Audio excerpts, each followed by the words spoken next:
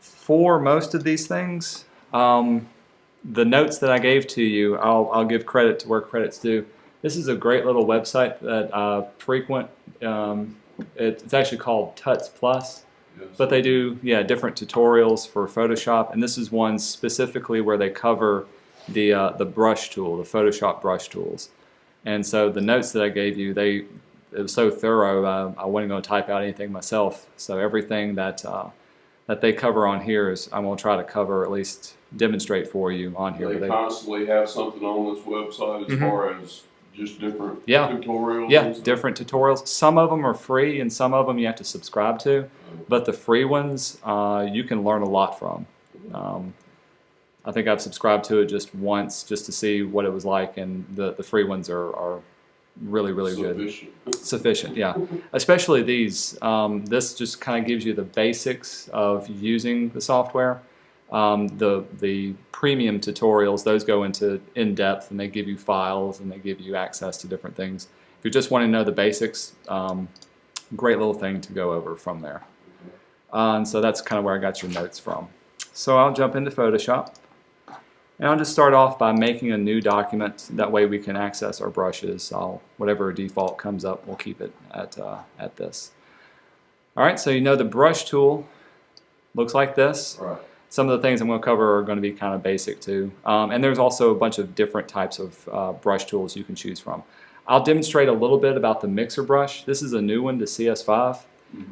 If you're especially wanting to do digital painting, this kind of bridges the gap between what you would expect from a traditional painting, where it will pick up different colors and smear colors around, and what it would do digitally. Yeah.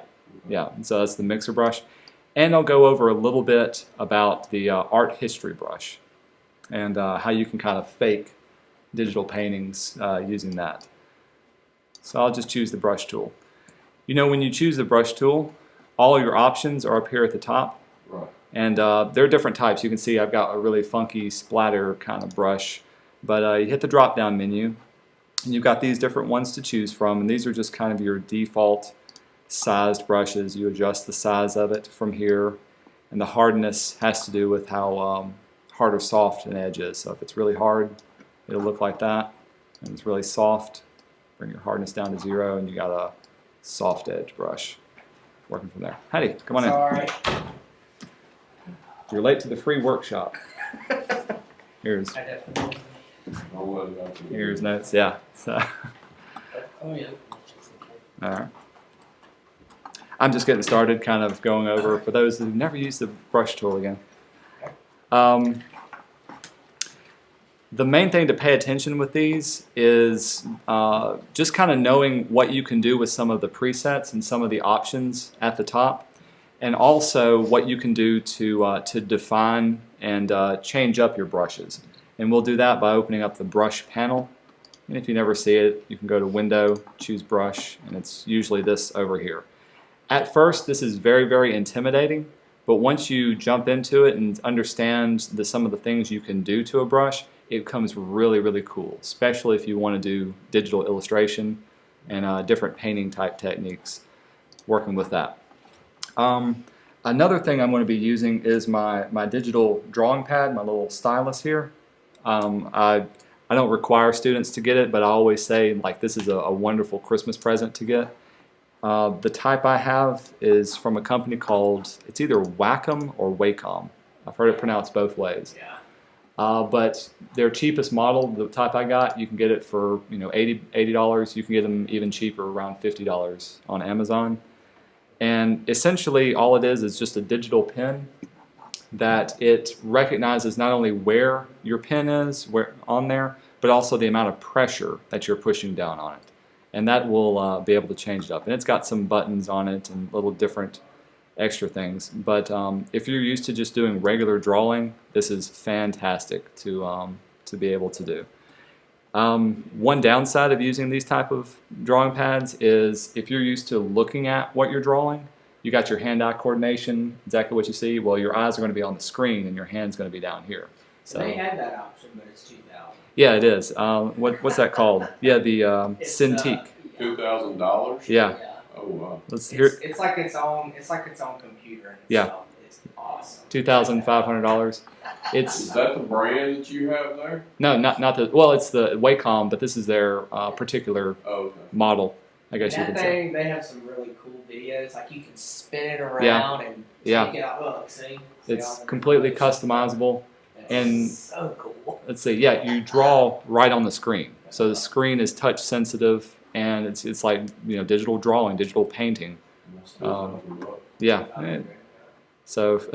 Plus all your pen tips and if you Yeah. different pens and all that, they're about $100. You can buy different pens to feel like a pen to feel like a marker or to feel like a brush. That's really cool. You can get into that. Do you have any extra? I do not. I have. It's actually one of these tablets. When I was a senior in high school, I bought the large tablet that's on here, and I've got like 15 or 20 different nibs. Oh, cool. That I will bring up here. I Cool. got 2 sets I'd love of to them, be able and to I'll feel let you, how they are. Yeah. I've heard illustrators who use this exclusively. They will run through nibs, like they'll wear down eventually, and like every couple of months they'll have to get new ones because they use it so much. They'll use it more than their mouse that they do. By no means do you have to use a pen tool like this to get all that I'm going to show you. You can do a lot of it just with your regular mouse. It's just a little bit easier to use from that. All right, so if I got my regular brush, one of the questions a lot of students ask me when you do the drop-down menu is, you've got these 6 lined up right here, and each one of them, they look exactly the same, but they do something different. It has to do with how they're preset. These first 2, these are just your general regular brush, and one's a hard edge and one's really soft. So if you need an instantly soft one, you can choose this one and it automatically sets your hardness to 0. And when you paint with it, you get just as your normal brush would be expected to work as. With the other ones, these 2 work with your pen tool that you have. So if you have a pen tool, remember I said it picks up how much pressure you're holding down on it. So this one, let's see, what is it? See if I can get the name of it. Yeah, this one adjusts the roundness of it based on the amount of pressure that you have. So if I was to go over here and start drawing very, very lightly on it, I get a very small brush, but the harder I press, the thicker it becomes. And this is kind of the way natural drawing would if you were actually drawing with a regular paintbrush. I'll delete that away and get us a new screen. Because with a and the maximum diameter is whatever you set your brush to be. So it'll never go bigger than that size, but it'll always go a little bit thinner. So if I did need a thin brush, you can just bump it down, make it really thin, and work that way. I kind of prefer to work this way a lot more because it does feel natural. If you were painting with a regular paintbrush, your brush is going to, wherever the tip of the brush hits, that's the size of it. So if you push down more on it, of course the brush is going to take up more of the area. Let's pretend that's a good looking paintbrush, and it's going to be a thicker line versus the thin that you got for that. Pretty cool? So that's how that works. Do y'all know the keyboard shortcuts for using a paintbrush? Is it B? Yeah, if you want to just quickly bring up your brush, press B, and that'll select select the brush tool itself. If you ever want to make it any bigger, you can use your bracket keys next to the P button. Close bracket makes it larger, open bracket makes it smaller. So just knowing that on the fly makes it a lot easier. And also, if you hold down the Shift key, that will adjust your softness. So Shift in the close bracket makes it really soft. Excuse me, I think that's the open bracket. Shift in the open bracket gives you a nice hard edge from there. Those are 2 keyboard shortcuts I make my students burn into their memory, just because it's so much easier for them to use and to be able to work with. If you did have, say, one of these extra fancy drawing pads, I'm going to choose one of these type of brushes. I've never been able to use them. Let's see, let's get a better one. First of all, it shows the nib, and it should show, let's see, when I click down, well, it's not showing it. Usually there will be a little icon up in the top corner here Some pens can tell you what direction or what angle you're holding your brush at, and it will adjust your brush accordingly. And that's what these particular brushes allow you to do. For whatever reason, it's not turned on right now, so I'm not going to even worry about it. If you scroll down, you can also get some different textured type brushes, and I'm going to show you, got to be a certain size, show you how to make your own textured type brushes. And these are really fun to work with, besides just getting your regular round one. All cool? Let's see, I'll go back to just a regular default brush. Let's make it big enough so we can see it. Whenever you do a painting, some other tools to consider. First of all is your blending mode. You know, you can blend different things in different layers. Well, this allows you to blend different colors right on the spot. So if I chose multiply, let's get a color. Of course, whenever I paint, okay, with this just once, the first color that I lay down is going to look like the regular color. If I go on top of it again, it's going to multiply those two colors together rather than just adding it. And that's just by changing up the different mode. This is a new thing. Yeah, there's hard light. Sometimes you just don't know what it's going to do until you do it. This is a new little thing. Didn't realize it had. You can paint behind something or you can clear it away. Painting behind, simply, if I choose a color now, and this only works if you have a transparent layer, so it won't work on your background layer. But if I go over here and start painting now, and when I go on top of it, it paints behind whatever pixels are on top of that. Pretty cool? So if I even chose a different type of brush, it's always going to paint behind instead of on top of whatever I'm using. Maybe you can find a use for that. I don't know. Sometimes it comes in. Clear is the other option, and it works just like an eraser. Whatever you have, it's just going to clear it away. And I guess that's just easier to choose than having to change from your brush to the eraser tool. What's the easy way to set up a transparent screen like you got on the first layer? On the first layer, just whenever you make a new one, make a new transparent new layer on top of it. That's all I did. Oh, okay. Yeah. It's automatically transparent? Yep, automatically it's transparent. If I needed any other color, then I would fill it in with some other one. But just making a new layer will usually always be transparent. Do you know if there's a way of changing that, Derek? I've never... I think you can double click on it. Is there any... Well... Maybe if I go to new layer. Yeah. There we go. Yeah, I was looking for that. Yeah, if you go to new and Is there a mode? Because one is like mode like, oh yeah, and then you can choose the whatever mode you want. But yeah, obviously not a color though. yeah, I think it just automatically. Should be transparent. When you create new, it's gonna do that. Yeah. Okay. Good to know. Working with that. Let's see. I'll put it back to my normal type setting. Okay, so here comes the really fun part. Changing up the opacity is really what's going to set your digital paintings apart, or being able to control and build up different types of drawings. Usually it's set to 100%, but if you drop it down, of course you can paint. So now it's painting at roughly 43% of that color. If I paint it again, it'll blend it together. So the more I paint on top of it, and especially if you have a soft edge brush,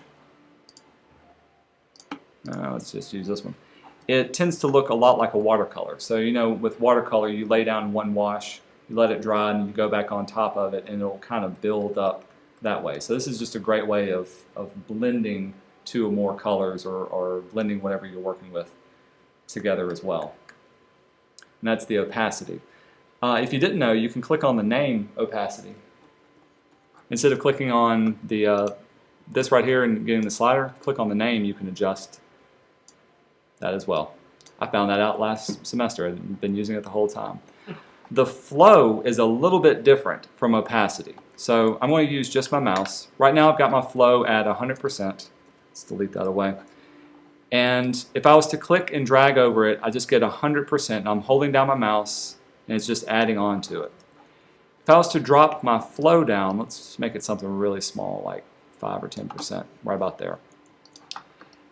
It's going to look like it's really opaque, but the more I hold over it, that's when it's gradually adding on more color that way, the more I rub over it. Think of it kind of like an airbrush.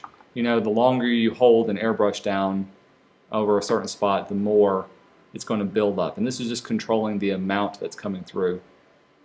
And it's a little bit better way of blending, whereas if I just drop my opacity down, I'd have to do multiple clicks. I'd do one pass, and then click another pass, and then click another pass.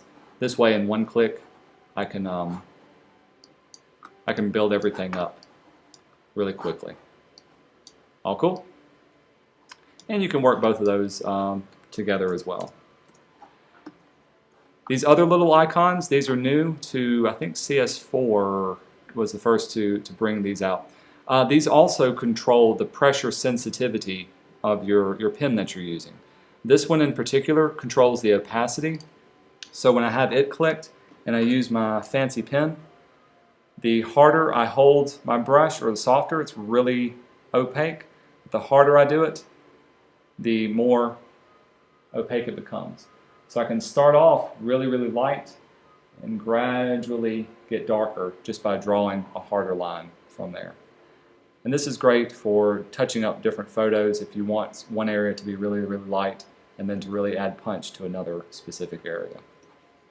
That's what this one allows you. And with it turned off, it just acts like a regular brush now. These other ones, this one acts more like an airbrush. So if I was to click and drag, if I was to hold it in one spot, you can see it builds up the opacity. But if I was to click and drag, if I was to go fast, let's see, maybe I'll drop the opacity just a little bit. Ooh, the flow would actually be a lot better. If I was to hold it in one spot, you can see it builds up just like you would if you were using an airbrush. I've never really had to use for using the airbrush style type thing. It's, I don't know, one of those things that's different. This final little icon allows you to control the size of your brush based on the pen pressure. And that was what I was showing you at the beginning. Let's see, make it a little bit smaller. So if I'm really light to really hard pressure, controls it on the fly. And this is a little bit more natural. So if you wanted to sign your name very quickly and wanted it to look like you were really signing it, you couldn't do that just with your paintbrush or with your mouse alone. This was done with the mouse. This was done with the pen tool. One looks just a little bit more realistic, right? Okay. So that's the basics of that one. Let's see how to actually make a paintbrush from here. You start off with some sort of image. You can make the image yourself. You can pull an image in. It really doesn't matter. If you'll look at, I'll go back up to my brushes palette, and you can see some of these other ones. For instance, this type of brush. I'll make it really big so you can see the pattern. If I click once, you can see all that is just a little texture. And when you click, you can kind of sponge that around. And this comes in handy if you were trying to blend skin tones or copy a specific area that has a texture with it. You select that texture and be able to copy it. Let's try this one, see what this one looks like. This one, same thing, just a little bit faded type texture, and it moves around. Here's how you can make these type of things. I'll use this leaf to show you what you can do with it. So you've got it opened up. Get it roughly the size in pixels that you want your base to be. So if I was to turn on the image size of it, I can see it's pretty big. It's 500 by 700 pixels. I'll make it about 70 by 53, a tenth of that size. And we'll say okay. So a lot smaller. I'll blow it up. Got a huge brush now that I've got selected. Go away. So with my grape leaf selected, let's say I wanted to turn this into a brush, into something that I can actually paint with. So I don't want to have your default round brush. your image needs to be black and white. And the reason why is whatever is black, that's going to be the most opaque. Whatever is white is going to be completely transparent. And you'll see what I mean by doing that. So to turn it black and white, what I do is I go to Image and change the mode to grayscale. And of course it's going to say, are you sure you want to do that? We'll discard it. So now I've got a good grayscale image. There's not a lot of darks to it, so there's a lot of grays. I'm going to do an adjustment of the levels and make it a little bit darker. Y'all stop me if I'm going too quick. All I'm doing is making my brush look a little bit darker, and so it'll show up better. Okay. So with this one, let's hope this works. I'm going to use my selection tool. Rectangle marquee works pretty good. And I'm going to highlight the area. Just select over this entire thing. With it selected, you can go to Edit, down to Define Brush Preset. And once you've defined it, it's going to ask you, give it a name. By default, it's whatever the brush, the file name is. I'll just say OK to that. So now, if I was to choose my brush, I can go to my drop-down palette, and you can see there it is down at the very bottom. There's my little grape leaf. Let's go back. You did that, you just selected it with the marquee, and then you went to Define Brush Preset. Yep. Okay. And I was just checking. That's it. And that's found under the Edit menu. There's Define Brush Preset right there. And give it a name, and you're good to go. So if I went over back to my regular document, and I chose my grape leaf brush, now I'm going to go over here to paint with it, make it a little bit bigger so we can actually see it. I can paint with my brush and click and drag. Of course, now it works really well as a stamp. I can stamp it over and over again, but it's not necessarily good as a brush when I click and drag. And I'll show you how to change up the presets with that. But this works for almost anything that you want to do. It's really cool if you get some textures. So like, I've got this burlap texture. I'll drag it into Photoshop. You don't have to always make it black and white. If you just select an area, so I've got my marquee tool, got this area selected. If I defined that as a brush, automatically it will set it to black and white. Just doing it black and white gives you a little more control. And so now that I've defined that as a brush, I can select it too and be able to paint with that. Pretty cool. What I would do if I was to really use this as a brush, I would go in and first of all just copy out that square, and I would make the edges a little bit, make the edges lighter, make it blend a lot better. Because usually if you try to do that pattern on top of each other, it looks like Rice Krispie squares. Just it's too patchy. Whereas if I've got my selection, I wonder, can I feather the edge? So I've got my selection. Let's test that out. Go to Select, Modify, and we'll feather the edge of it. And you know when you feather the edge of something, it will make it a little bit transparent. Let's do it, what do you think, 20 pixels? So now... That brings it in 20 pixels? It doesn't bring it in. Watch what happens if I hit Delete. And fill it with white. See how it's kind of feathered, the edge of it? What it does is it selects a little bit less. It makes the edge of it softer. There you go, that's it. So with it selected, let's see what happens if I define the brush preset now. There you go. See how it's got a nice feathered edge to it? So now I'm going to hit OK. Go back to the other one, and I use my brush. It'll be looking pretty snazzy. There we go. And this one, you see it blends together a lot better than the blending that's up here. And it's just a great way of quickly adding some texture. Bring it in. If you really wanted to blend it, drop your opacity down. I usually work between 40 and 60. And the more you click, the more you can build up. And that looks a lot more natural than having to I don't know, copy and paste in something from there. Works on just about any type of texture you need. Okay.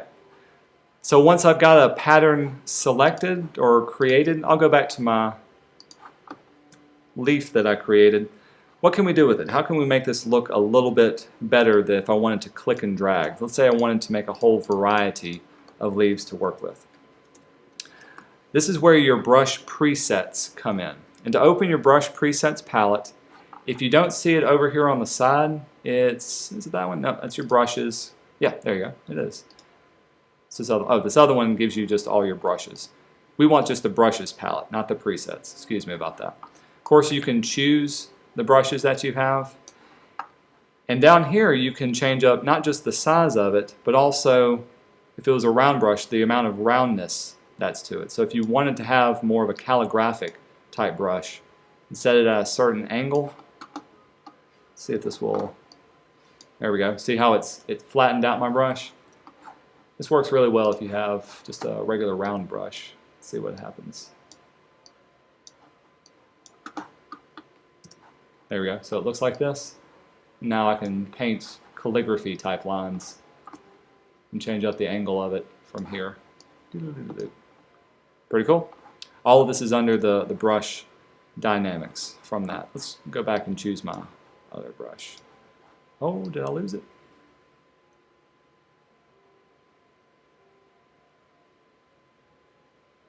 Huh, okay. There it is, number 67. Make it bigger. Alright, so here's what the shape dynamics allow you to do. First of all, there's the spacing, and this will give you a preview of what it looks like. Notice that when I click, you can kind of see it spaced out, how close together the next one is. And the faster I move, usually the more space it is, but if I go slowly, well, I'm sorry, it doesn't even matter how fast I go. It's all evenly spaced out from there. If I was to bring my spacing in from 25% to 1% and then go across, you can see now the spacing is much, much closer together. So this will give you a much smoother line. If you see your lines are too choppy, here's how you can get a smooth line, is by adjusting the spacing. If you, of course, want to spread it out, now I can make it look like, a bunch of leaves. And that looks a lot more, if I was trying to paint in a tree, a lot more natural this way. I'll clear that away. So the amount of spacing that you have can help you out depending on what you really want to do with it. Next fun thing, I've got my leaf pointing one way. Well, let's say I wanted to be a little bit more random with my leaves. That's where scattering will come in. When I click on scattering, here's your preview down here. The amount of scatter will determine how off-center it'll be. Will it go, usually vertical? If you choose both axes, it'll go vertical and horizontal. And you can see it scatters your brush based on different sizes, or based on where it's at. So if I go across now, by clicking and dragging, you can see it's not staying with me. It's kind of being a little bit more random. And it's just a great way. So if I wanted to fill in a tree and make it look really, really, really random, or fill in that way, that's one way of doing it. Have I lost everybody?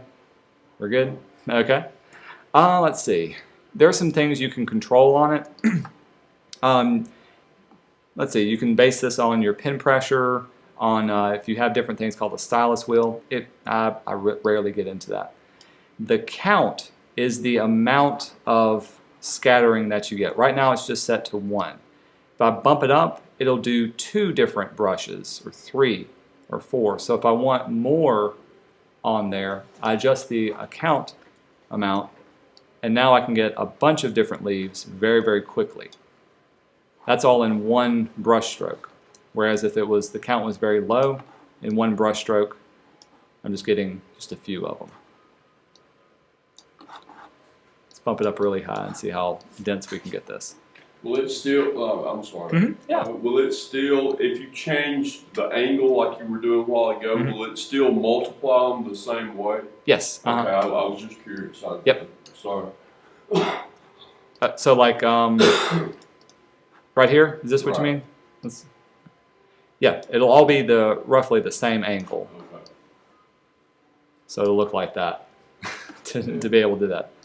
Which ain't too bad. It's different. But you can see, what direction. So if you wanted the leaves to be pointing upward, rotate it around till there they are pointing upward. That's one way you can get that done. Also, I've totally skipped over this one.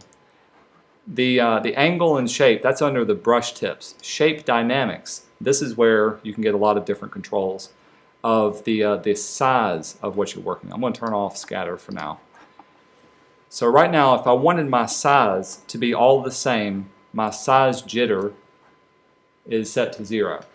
But watch what happens if I change this up by increasing it. Now it's going to get, some of them are going to be 50% bigger or 50% smaller. And you can change the amount of diameter from here. So let's see. Let's see what we get when I click and drag now. So some are getting bigger, some are really small. Let's make it even more. So you can see all in one, this one's this size, all of a sudden this one's this size. What was that called again? Jitter? Yeah, jitter. At the very top, the jitter just is kind of the amount of change that you want. Set the minimum back down to 0. Now I should get some good variety. There we go. So now you can see some of them are really, really small, some of them are really, really big. And that's come through the shape dynamics and change that up. You can also change the angle. Let the angle be a little bit random. And that's the angle jitter. So if I was to bring that up, this will rotate it around a certain angle. I'll delete that away. Let's see what we get. So now, notice all the different angles that these are placed at. And this is all one brush stroke.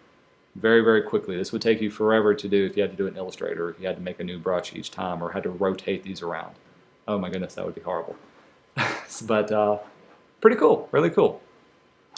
Throw in some scattering. Let's see, I'll bring my scatter down. And a little bit too dense. So maybe I need to, my count, let's bring my count down. So now once I scatter it, I can get very, very quickly a natural looking, pile of leaves just using one brush, one leaf all over again. Let's try another thing. Texture. Texture is really cool. So if you have some textures saved onto your copy of Photoshop, you can incorporate those into the brush that you have saved. I'll use this one just to see what will show up. What it's going to do is it's going to place this texture within your brush. So wherever you paint, that's what's going to be used at. So I'll delete that away. Now if I paint, you can see how it's got a little bit of that texture on top of it. Adding that to your brush allows you to add that type of texture. Dual brush, I've used every once in a while. This will allow you, if you've got to take two brushes that may have one shape in one and one shape in another and merge them together. So I've got this leaf on one of them, and let's try this little blade of grass on this one. Sometimes I have no idea what it will come out to be when I click and drag. Okay, so it's kind of like a blade of grass, but it's staying within the shape of a leaf. Let's try another one. Let's try even another leaf. Let's see what they got on here. Like I said, sometimes you just don't know what you're going to get until you get into it. But very quickly, very cool, you can do something.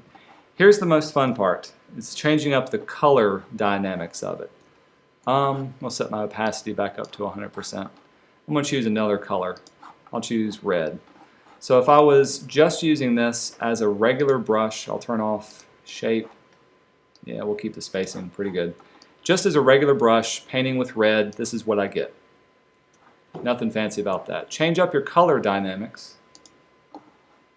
Now I can adjust, based on the foreground or background colors, how much change I can get. Right now my foreground is set to red, my background is set to white.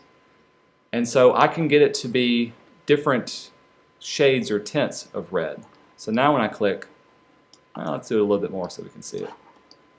Some of them are really red, and some of them are a little bit lighter. That's because it's blending my foreground and background colors. If I was to change my background to something like green, we'll say okay, and start painting. Now it's a mixture of green and red. And that's what the color dynamic of that one allows you to do.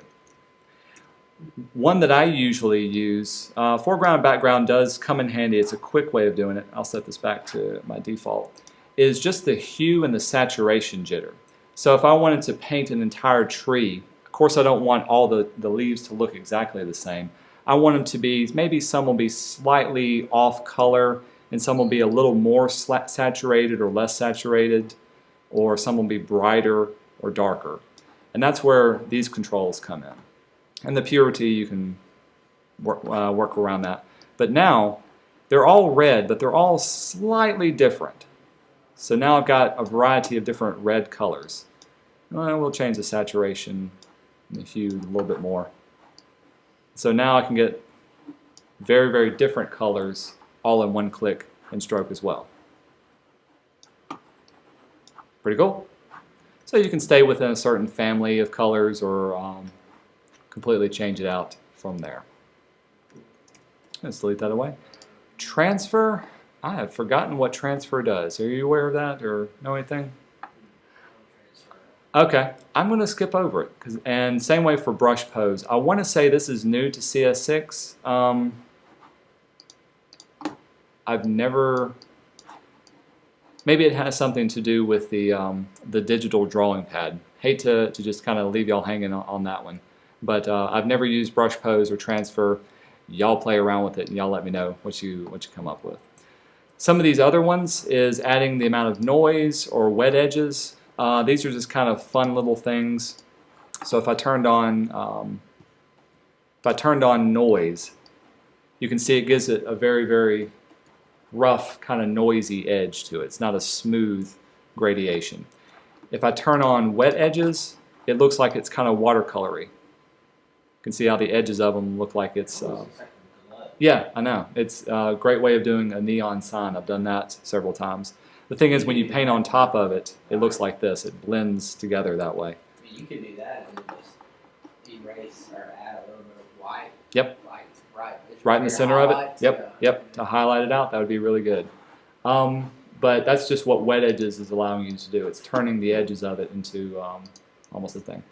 Build up, that's a new one. Maybe it has something... I don't know about build-up. Sorry about that one either. Smoothing is one. A lot of people don't know that it's there until they turn it off. And to best demonstrate it, I'm going to make the size of my brush really small and really hard. And I'll use my pen tool. So I've got smoothing turned off, and if I was to draw a... Oops. Oh, what did I do? Come on. Get a smaller one. If I was to draw just a quick curve, let's make it even smaller. So or I'll zoom in so we can see what we're working with. Really quick curve. I don't know if you can see it too well, but you notice how it looks like there's a straight line there, straight line there, straight line there.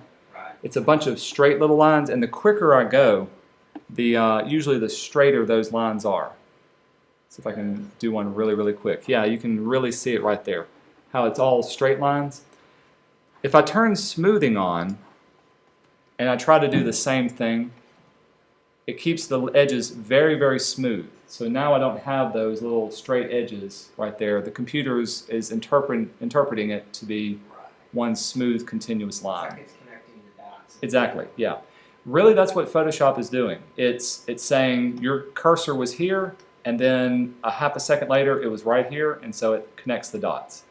But with smoothing turned on, it's not only connecting the dots, it's turning out the trajectory that you're trying to go. Those fancy Photoshop. I know. Ridiculous. So, yeah. And it's...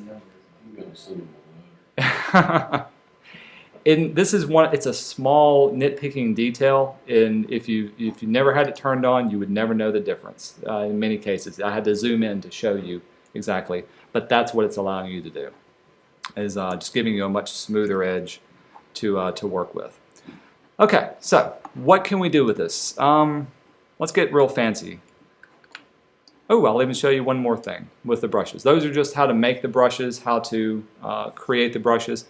Here's how you can save a brush. If you created something and you want to be able to use it on another computer or to load it up, you can find this in your brush drop down, this icon over here. First of all, a lot of people don't know, these are just your default brushes, the different sizes and the textures. There's tons of other pre-made, predefined ones already on here. There's a bunch of calligraphic brushes, drop shadow brushes, different types of media and natural brushes. If you want to load any one of these that are on there, and these come with Photoshop, just click on it. So let's say I wanted the faux finish brushes. When it's clicked, it's going to ask you, do you want to replace it or do you want to add it on? Do you want to append it to there? Never click OK, because that's going to get rid of all these brushes. If you click append, it's going to add it onto the end of your brush preset. So from there, choose any of the one, click append, and you got it on there. If you went online, there are lots of people who have their brushes for free, and you can download different brushes. Earlier today, there was an artist, yeah, here it is, Chris Oatley. He gives away his brushes, and so if you download them, it's usually ABR is the file extension, Adobe Brush. So if I wanted to load that one into here, I'll click my drop-down menu, do Load Brushes, and be able to find it. There it is on the top here. And it's going to ask me the same thing. Do I want to, well, automatically appended it for me down here at the bottom. To save your brushes, that's what I was actually getting to. Another thing to choose is there's your save brush. So once they're saved, you can give it, a name, Ben's brushes, brush set, not shut set, brush set. I can save my brushes, so if I go to another computer, load them up, be able to use them, and works just fantastic. And I saved it to the desktop. You would have to transfer it though, right? Mm-hmm. Yeah. Yep. So this is the file that was created. Save that file and load it up into Photoshop. You don't have to even find the brush. Used to you had to find the Photoshop brushes folder and save it into the folder. Now you just load it up straight from there. A lot easier to work with. All cool? Okay, let's get fancy. Let's actually make a type of painting to work with. Oh, I'll bring this back up. I don't know why I'm moving too fast. So let's say I had a brush to work with.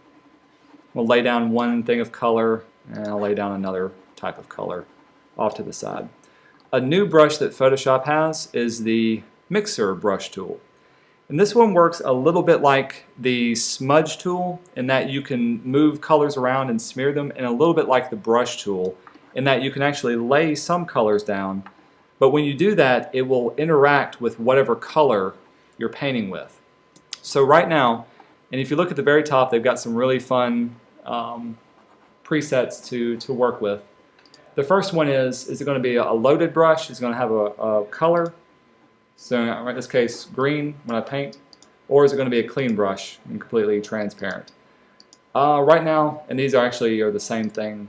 I'll turn that off, turn load brush on. And now you can see I can load up and paint green on top of this. And you can also make it act like it's a wet brush or a little bit more of a dry. There are some custom ones. So if you want it to feel like a watercolor or really thick oil paint, these are things to play around with some predefined type settings. Let's keep it wet heavy mix.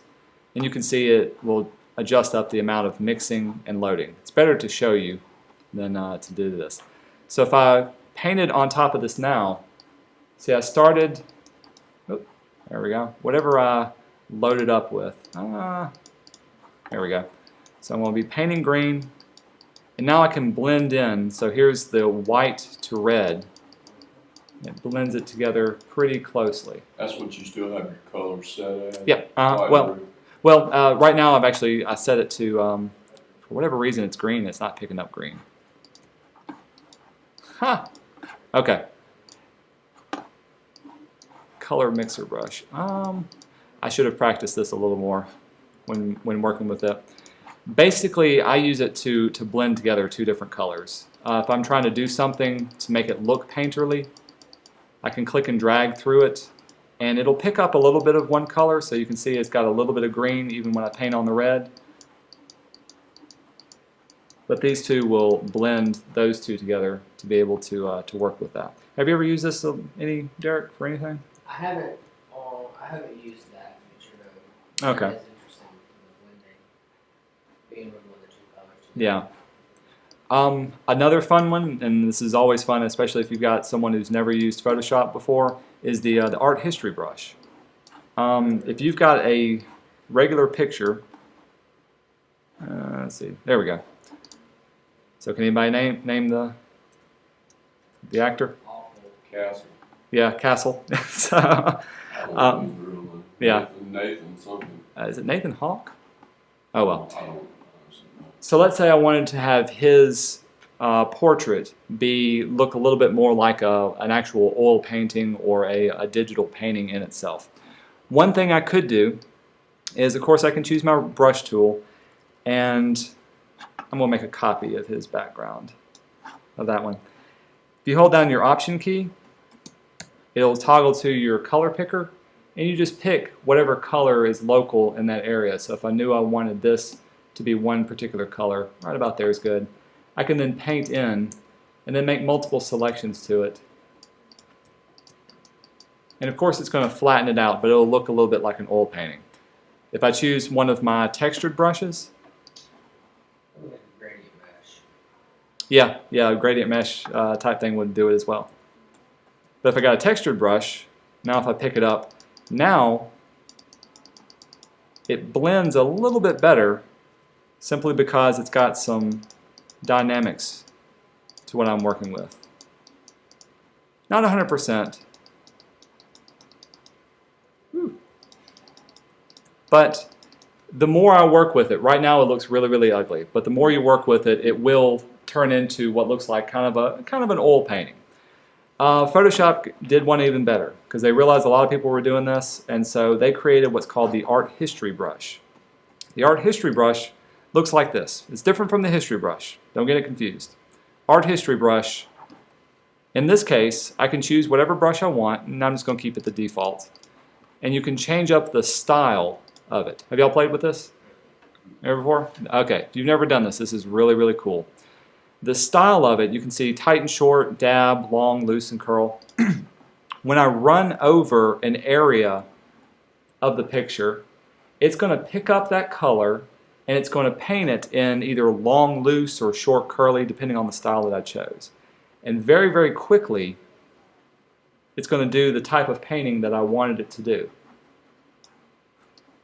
So, in just a couple of strokes, it's doing color pickup, and also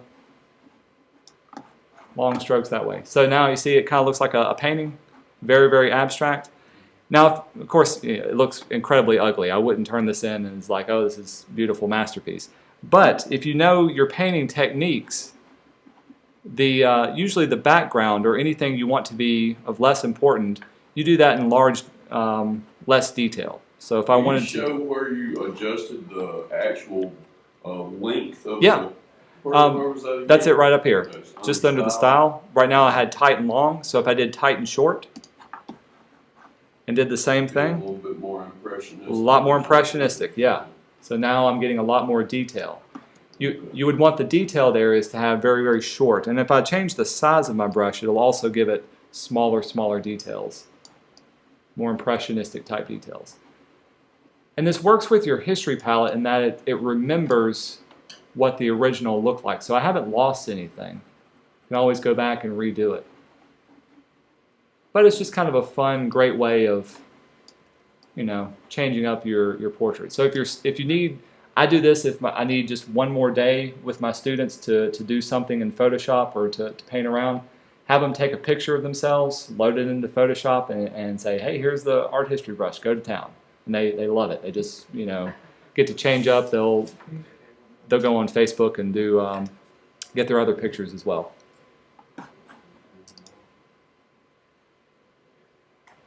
Oh yeah, the curly ones. So you can make it look really, really curly and get this type of texture, if that's your thing to go with. Wolfman Jack. Yeah, exactly.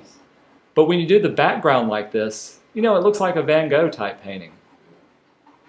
And then you choose another one, like dab or tight curl, and you go back in and you add the details to the face, and you bring it back. Okay, that was under style as well. Yep, under style. It's all under style. Okay. Everything from there. Even adjusting the opacity and the modes, those will give you some different things to play around with. The main thing I try to emphasize for my students is just play with it. Just, is that new on CS6 or was that CS5? They've had it in CS5, I think. Okay. Maybe even before that. Okay, I wasn't sure. But I've never even seen it. Yep, and it's not under your regular brushes. It's under the history brush, but it's the art history brush is the one that you want. If you chose the history brush, if you didn't know this, it will completely paint back the way it should be. It won't, you know, now it's returning it back to its original state, which may be what you wanted anyway. From there. Poor guy, we just tore him up straight from that. All right, so if I was to do an actual painting, using my, techniques that I just showed you. And I've loaded this Apple picture up on a couple of the computers over here. Just so you can practice, if you want to practice doing this. I'll make a copy of the apple. So it's on its own little layer over here. And I'll just move it over to right there. And I'm going to make a new transparent layer on top of this. So I'm going to work in layer 1, all my painting's done in layer 1, and I'm going to trace over this particular apple just to make it go a little bit easier with what I'm working with. Let's see, grab my brush. Let's grab a small brush.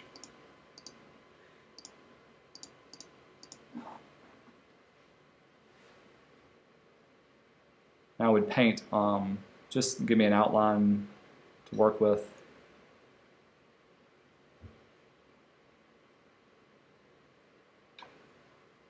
Quick notations. Okay. I can turn off that layer, so now I've got my layer to work on. What I like to do is to just work on different layers. Y'all saw this last week. I'll make another layer, maybe underneath it, and this layer is what I'll add my base color to. So I'll make my brush even bigger. Choose fair to midland red. And just kind of go to town, painting this in.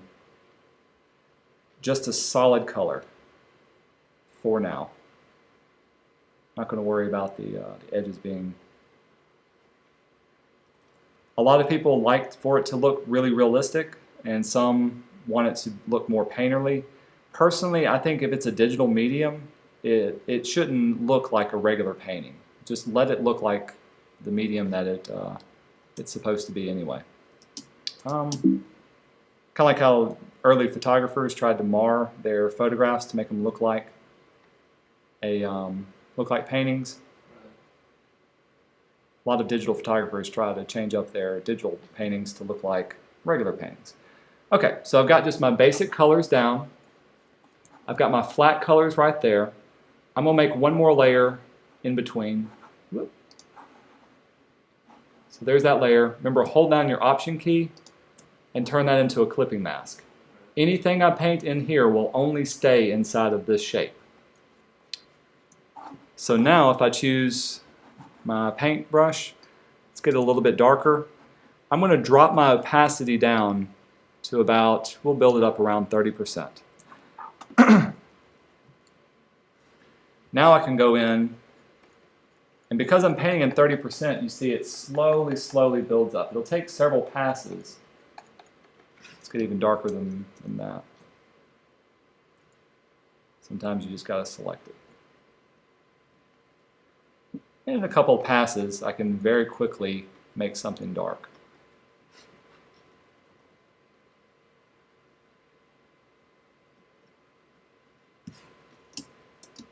can pick up this particular color very easily. Just, you know, work with it. If I wanted a highlight color, choose that one and get a little bit lighter. Now, if I really wanted to get fancy, I would add some texture to it. So now I'm not just using a regular brush. Grab one of your texture brushes. Let's use the one that I made. Let's try this one. Make it a little bit smaller. Since this apple has texture, give it texture. Of course, that's not going to work. Let's go over to our shape dynamics. So I've got it scattering. I've got it doing a bunch of funky different things. Let's give it a little bit more spacing. That'll work out. Whoops. And now, when I paint, my apple has some texture developed out to it. And there's a little bit of a lag. The more dynamic things you change about your brush, the more thinking the computer has to do to create the brush effect. Y'all go away, I'm having fun. Mr. Cook always said that. Come on, build it up, build it up. Let's bring up my opacity. It's just a fun little thing to play around with and to do. Y'all want to test it out yourselves? Okay. You can play around with the, try to make it look like a watercolor, then try to make it look like a pastel type painting, try to make it look like a realistic type painting. All that I'm doing is changing up the size of it, the opacity, and then the shape dynamics, letting the computer do the rest. If I did want to use my history brush, I will make you aware of this. Let's say I'm just going to flatten this down. Discard it? Sure. If I chose my history brush now, art history brush, and I clicked, whoops, notice that it's picking up white. Yeah, because that's what the original looked like. Remember, there was nothing here. If I wanted to pick up these pixels, open up your history palette. Let's see, I don't see it. History. And make a snapshot of it currently as it is. So I'm going to click this one. You can see here's a little snapshot saved. Notice the first one doesn't have the apple. This is the one we want to work from. So I'm going to choose that one. And now when I choose my art history brush, let's make it long and loose. I can change it up and work from there as well. All cool? Now, can you then apply the matte, like, go back over your layers? Uh-huh. Oh, I flattened it down. Oh, you did? Okay. Yeah. If I had, I just did that to show the layers type okay. thing. But if then you would just. Yep. Make it, You could work it within your mask as well. Good question. I know exactly what you're talking about. Okay, that was pretty much it. That's what I wanted to cover as far as everything you wanted to know about about brushes. Hope did y'all learn anything new? I did. Okay.